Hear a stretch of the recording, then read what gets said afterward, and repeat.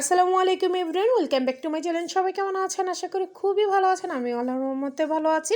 বিকাল হলেই শুরু করে একটু নাস্তা দেন। তো আজকে ভাবলাম সবজি দিয়ে এই নাস্তাটা, মজার একটা নাস্তা করব, চিকেন আর সবজি। তো এই শীতের মধ্যে যদি আমরা না খাই তাহলে কখনই বা খাবো বলেন? তো যাই হোক, এদিকে কথা বলতে বলতে আমি এদিকে বাঁধাকপি কুচি, তারপর গাজর কুচি আর পেঁয়াজের পাতা কুচি নিয়েছি। তো এদিকে আবার মুরগির মাংসের যে বুকে অংশটা আছে ওইটা নিয়েছি, তারপর ধনেপাতা কুচি করে নিয়েছি। আর এদিকে কাঁচা পাকা কাঁচামরিচগুলো নিয়েছি, তারপর একটা টমেটো কুচি করে নিয়েছি। সবগুলো আপনারা আপনাদের প্রয়োজন মতো নিয়ে নেবেন।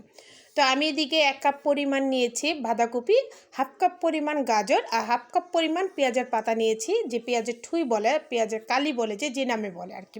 তো এদিকে আমি ধনেপাতা দিলাম 1-2 টেবিল চামচের মতন, 2টা টমেটো কুচি করে দিয়েছি, কাঁচামরিচগুলো একসাথে দিয়ে দিলাম। তারপর লবণটা দিলাম স্বাদ মতো। আর এদিকে দিলাম ধনের গুঁড়া 1 চা চামচ, হলুদ দিলাম 1/2 চা চামচের মতন, আর এখানে মরিচ দিলাম 1 চা চামচ। ঝালটা আপনারা যার যার পছন্দ মতন। আর আমি এখানে একটা ম্যাগি মশলার প্যাকেট দিয়ে দিলাম, 5 টাকা দামের একটা প্যাকেট দিয়ে দিলেই হবে। দিয়ে এই যে দেখেন, আমি এখানে 2 টেবিল চামচের মতন কর্নফ্লাওয়ার দিয়ে দিলাম। তো একটু কর্নফ্লাওয়ারটা দেওয়ার চেষ্টা করবেন। আর কর্নফ্লাওয়ার না থাকলে আপনারা এদিকে চাউলের গুঁড়িটাও দিতে পারেন। আমি এখানে 1 কাপ পরিমাণ চাউলের গুঁড়িও দিয়ে দিলাম। একটু চাউলের গুঁড়িটা দিলে কর্নফ্লাওয়ারটা দিলে মচমচা হয়। দুইটা মিক্স করে দিলাম, দিয়ে আমি একটু ভালো করে মাখিয়ে নিব।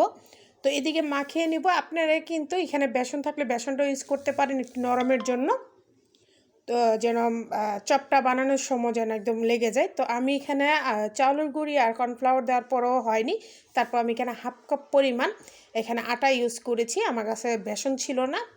তো যাই হোক, এদিকে আমি ভালো করে মাখাই নেব। এটা কিন্তু হাত দিয়েই করতে হবে, একদম যেন সুন্দর করে মিক্স হয়ে যায় চতুর্দিকে পরিমাণ। আর লবণটা আপনারা একটু ট্রাই করে নেবেন। আমার কিন্তু লবণটা একদম পারফেক্টলি হয়েছে। আমি ভালো করে সুন্দর করে মাখিয়ে রেখেছি, এই যে দেখেন।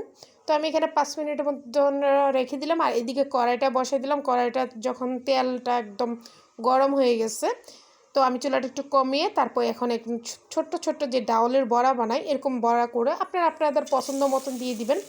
তো এই যে দেখেন, তেলটা দেওয়ার পরে কিন্তু একদম ছেদ করে উঠেছে। তো চুলাটা কিন্তু মিডিয়াম রাখবেন, যেন ভিতরটাও সদ্যা যেন মানে মচমচে হয়। তো এই যে দেখেন, তো তেলটা দেওয়ার মানে তেলের মধ্যে দেওয়ার পর এটা যে একটা সুন্দর ঘ্রাণ, আর দেখেই তো মনে করতেছেন একদম মানে কালারফুল। এর এই সবজির এই চপটা একটু চিকেন দিয়ে যখন বানাবেন তখন খেতে কিন্তু খুবই মজা। আপনার এখানে চিকেনের বদলে ছোট ছোট চিংড়ি মাছ অথবা ছোট কোনো মাছও ইউজ করতে পারেন, খেতে কিন্তু অসাধারণ লাগবে। তো এরকম সুন্দর সুন্দর ভিডিও পেতে আমার চ্যানেলটা প্লিজ লাইক, শেয়ার, কমেন্ট, আমাকে সাবস্ক্রাইব করতে একদম ভুলবেন না। পাশে থাকা বেল বাটনটা অল দিয়ে দিবেন, যেন সবার আগে আপনাদের কাছে চলে আসা। যারা ফেসবুক পেজ থেকে দেখতেছেন অবশ্যই আমার চ্যানেলটা একটু ফলো দিয়ে দিবেন। তো ফাইনালি দেখেন, আমার রান্নাটা হয়ে গেছে, চপটা হয়ে গেছে। দেখি কতটা সুন্দর, একদম লোভনীয় না বলেন? তো দেখি তো মন চাচ্ছে খেয়ে নিই এখান থেকে।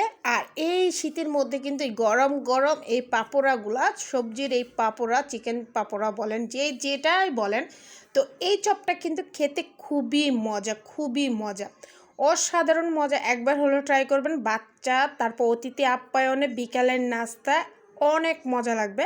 আর আমার মেয়ে দিক দিয়ে একটা ভেঙে দেখাচ্ছে কতটা গরম, দেখেন। এই গরম গরম কিন্তু ঠান্ডার মধ্যে চপগুলো খেতে অসাধারণ মজা। আর যেহেতু এখন সবজির সিজন, এই সবজিতে কিন্তু এই চপটা না খেলে কখনোই বা খাবেন বলেন? তো যাই হোক, আপনাদের কাছে এই ভিডিওটা ভালো লাগলে কিন্তু অবশ্যই আমাদের জানাবেন যে আমার ভিডিওগুলো কেমন লাগে। তো নেক্সট ভিডিওতে দেখা হবে ইনশাল্লাহ। তো ভুল ত্রুটি থাকলে ক্ষমা দৃষ্টিতে দেখবেন। নেক্সট ভিডিওতে দেখা হবে। আল্লাহ হাফেজ।